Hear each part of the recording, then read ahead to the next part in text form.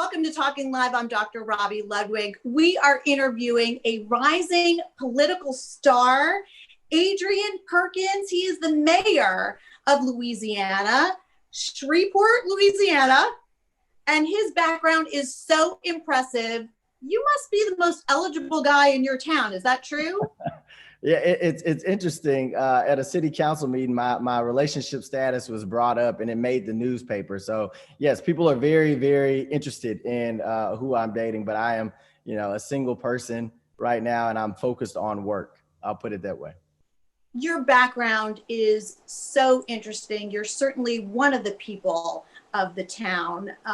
You were raised by a single mother, one of three boys, and your grandfather was a sharecropper. They must be so proud of you. They really are. Yes, we come from very humble beginnings in a city called Plain Dealing, Louisiana, in Bossier Parish, about 45 minutes from Shreveport. And yeah, my grandfather was a sharecropper. I grew up, I spent a lot of my summers in the country, and my mother raised me here by herself, and she raised me and my two older brothers. And we did not have much in material things, but my mom set such a great example and really compensated for that and the value she taught us. What was it about her mothering that helped you to be the success that you are?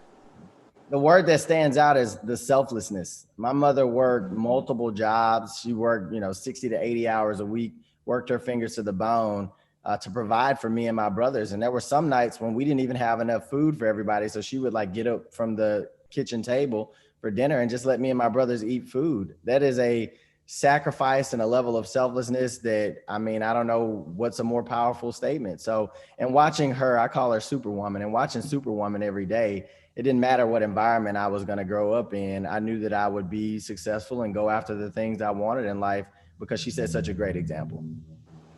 And did she give you the confidence to do that when you were younger? Because poverty can be very stressful and have a very strong impact on a child's psyche.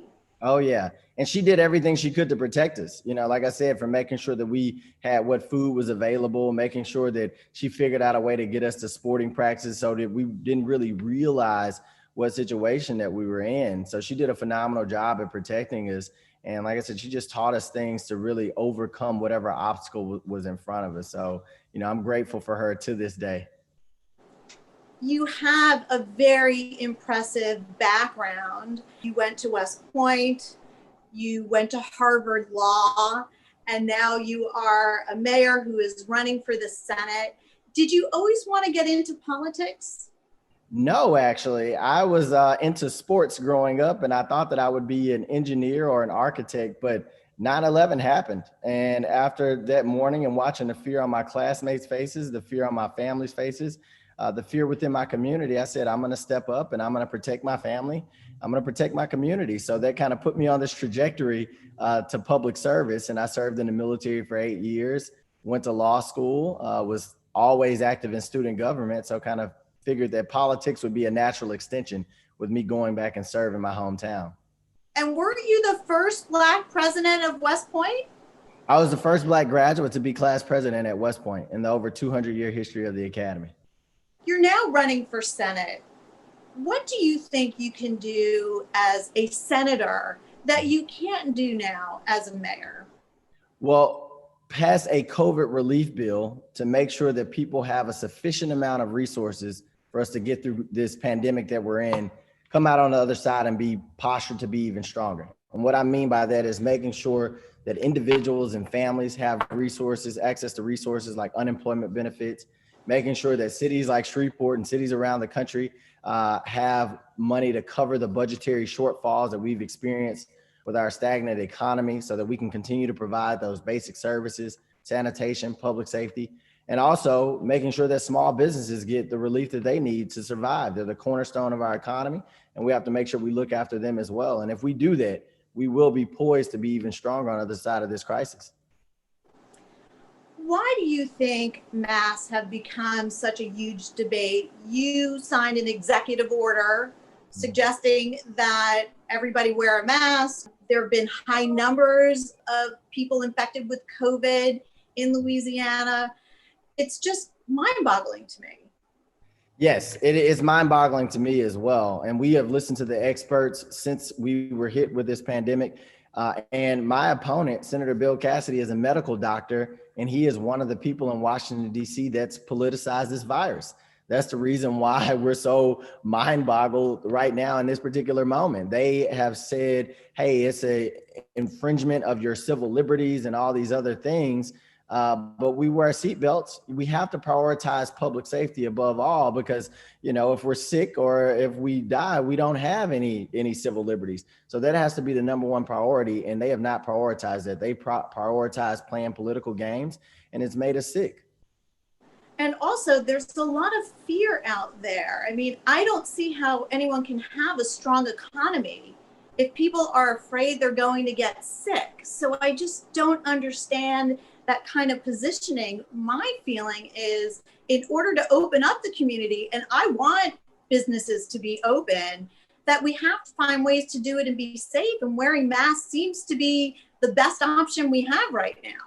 100%. And that's what the experts say. That's what the CDC puts out. We've seen our numbers go down as the mask mandate went into place. So we've seen it in practice as well. And yeah, we just have to have that basic understanding that it's uncomfortable. We don't want to do it, but we have to get through that in order to get to a place where our economy can thrive. And the more that we go this, you know, 1 foot in, 1 foot out, these half approaches, the longer that we're going to be here. I agree. Black votership is up. It's up even more than it was in the last election, 2016. How do you explain this? People seem very passionate about making their voice heard. Yeah, I explain it. This is one of the most consequential elections that we've ever had in my lifetime and many of our lifetimes. And I don't say that because I'm a candidate in this election. There's so many important issues that's on the ballot. Our healthcare is on the ballot. Our voting rights is on the ballot. The future of Social Security is on the ballot. You know, minimum wage is on the ballot. The soul of our country, in the words of presidential candidate Joe Biden, the soul of our country is on the ballot. The future of our country is on the ballot. And people understand that, are motivated more than ever right now. And that's the reason why we're seeing these record-breaking numbers throughout the United States. Even in Louisiana, on our day one record was about 85,000 people, and day one here early voting was 157,000 people. People get it's it. exciting. Absolutely. It's exciting to see. Mm-hmm. Oh, yeah. And even college students, like my daughter registered in Pennsylvania because she felt that was a state where she could make a difference. Mm-hmm. And she goes to college there. College students are waiting in line for hours. So I really see the younger generation just being more politically savvy. Do you see that as well?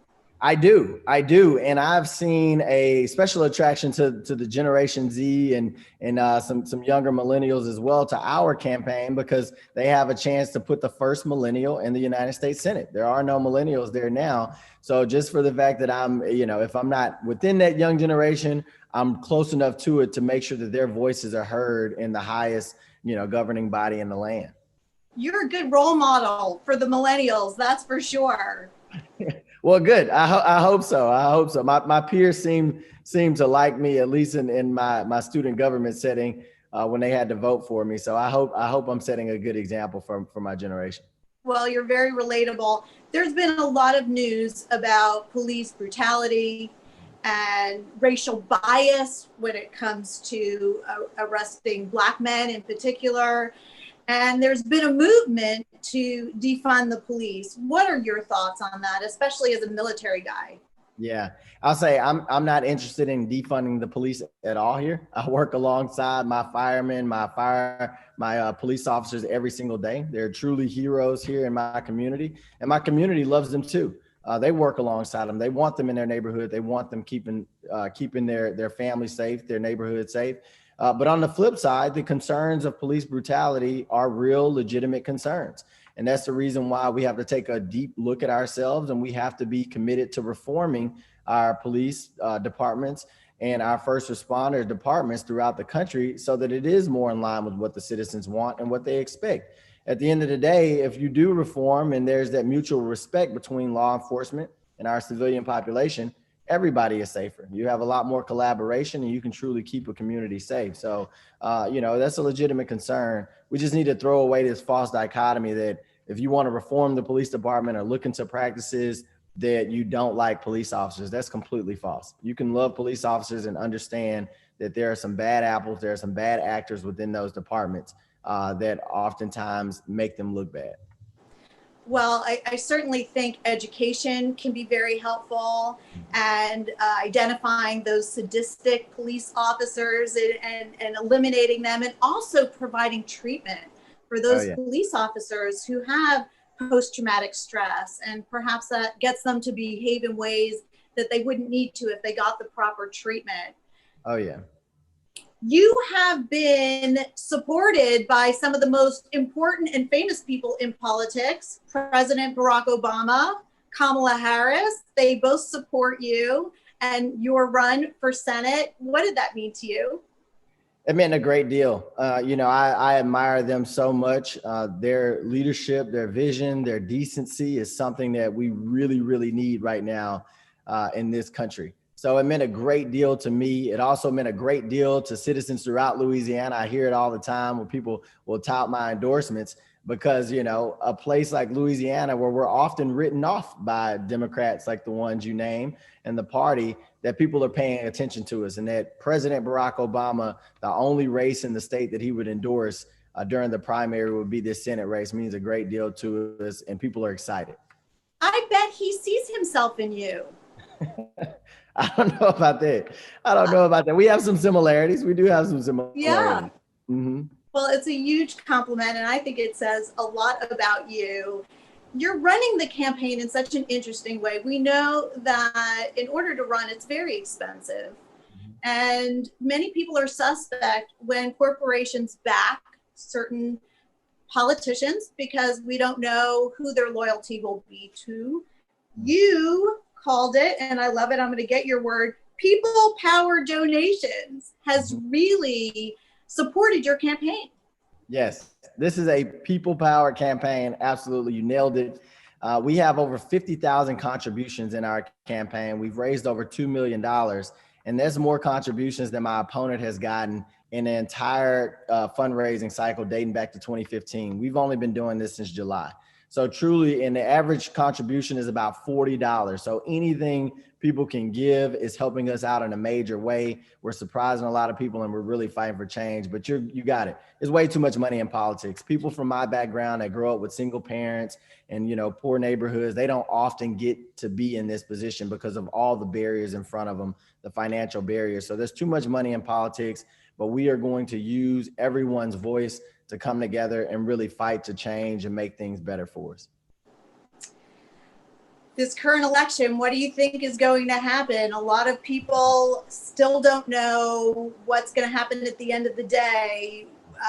It's a close run, do you think?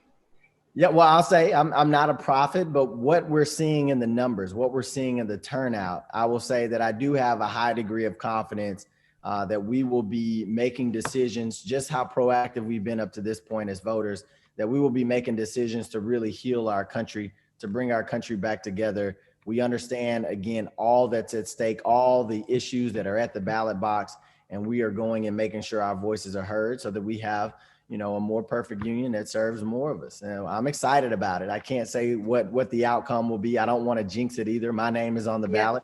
But I will say that I'm very excited on the outcome of this election.